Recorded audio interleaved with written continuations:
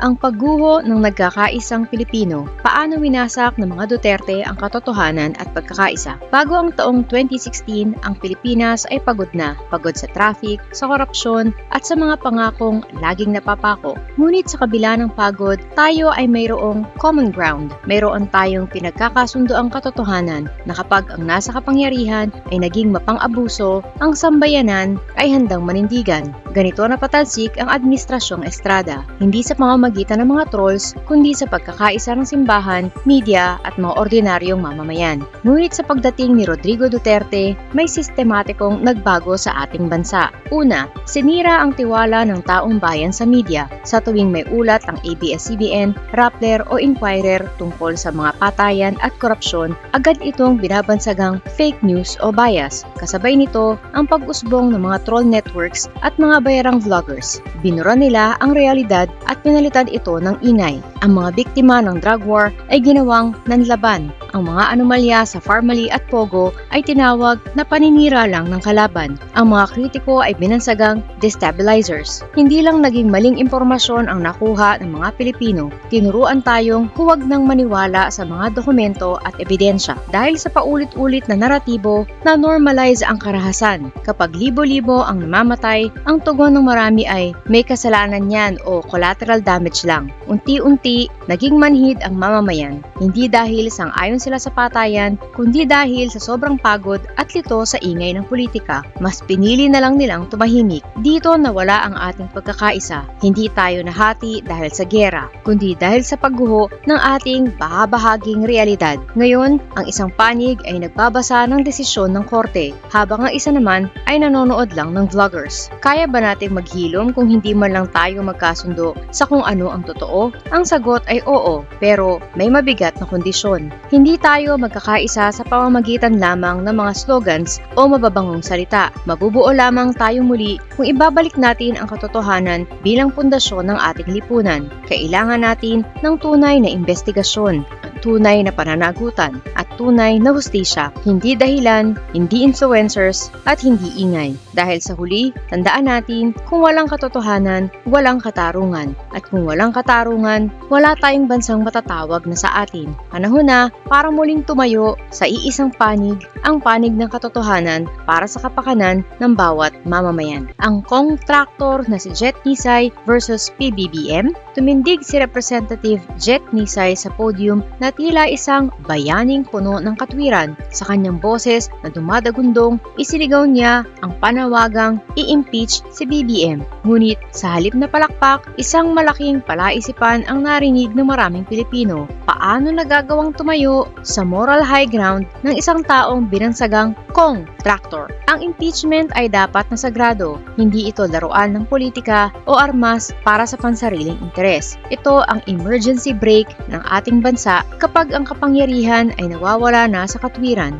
Dapat itong maging konsensya ng bayan, hindi isang palabas. Narito ang masakit na katotohanan. Ang iskandalo sa flood control na ginagamit ni Nisay laban sa Pangulo ay ang mismong putikan kung saan nadadawit din ang kanyang pangalan. Ayon sa ulat ng Independent Commission on Infrastructure o ICI, isa si Nisay sa mga isinangguni sa Ombudsman dahil sa mga kadudadudang proyekto ng DPWH. Dito isinilang ang bansag na kontraktor. Hindi lang ito nangangahulugang mambabatas na nagpapatayo ng gusali. Ang ibig sabihin nito ay isang opisyal na hinihinalang kumikita mula sa mga kontrata ng gobyerno. Ito ay simbolo ng conflict of interest, isang sistema kung saan ang serbisyo publiko ay nagiging negosyo. Maraming Pilipino ang hindi nakikita ang tapang sa hakbang na ito ni Nisay. Ang nakikita nila ay estratehiya. Ito ba ay dahil sa prinsipyo o dahil sa pagliligtas sa sarili? Ito ba ay para sa katotohanan o para ibaling ang atensyon ng publiko palayo sa kanyang mga issue? Tila isa itong laro ng chess. Mauna kang sumigaw ng magnanakaw para hindi marinig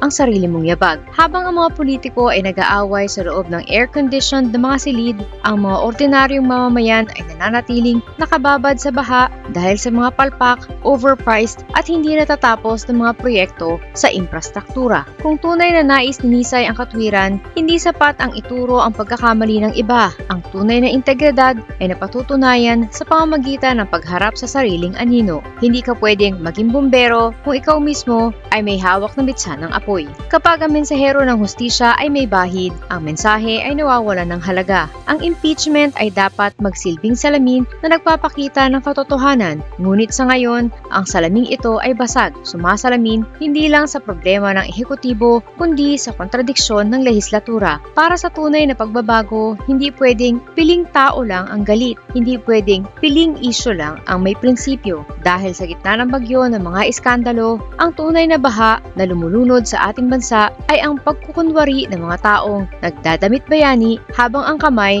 ay nasa kaban ng bayan.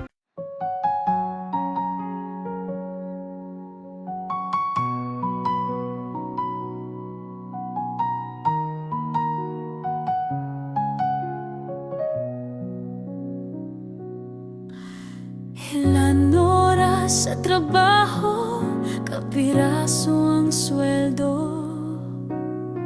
Habang sila nag-aantay ng porsyento, kami ang nakukuba, hirap at nagdurusa. Iluluhon nyo lang pala aming mga pera.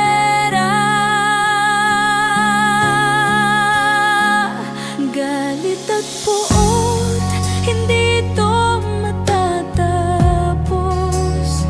Hindi kami titigil, boses man ay maubos. Kinamkamyo lahat ang aming pinaghirapan. Kayo ang salarin sa luha ng bayan. Galit at puot, hindi ito matatapos. Hindi kami titigil, boses man ay maubos. Kinamkamyo lahat ang aming pinaghirapan. Kayo ang salarin sa luha ng bayan.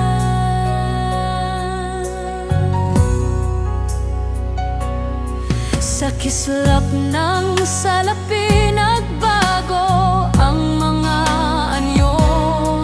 Itim ang kulay na dumadaloy sa inyong dugo. Malansang katauhan, hindi nyo na matatakpan. Nakabarong na pala ngayon ang mga kawatan.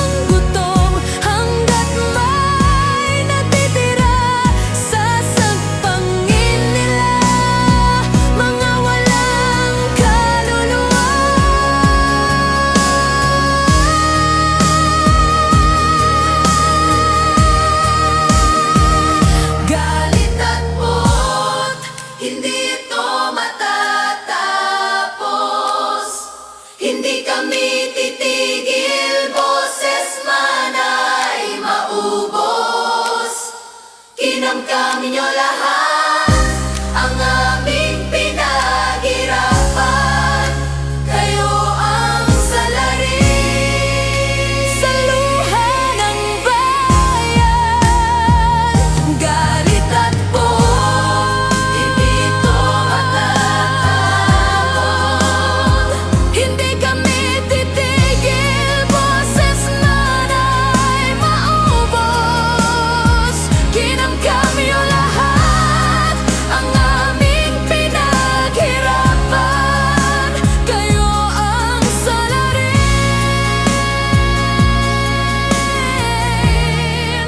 sa luha ng bayan.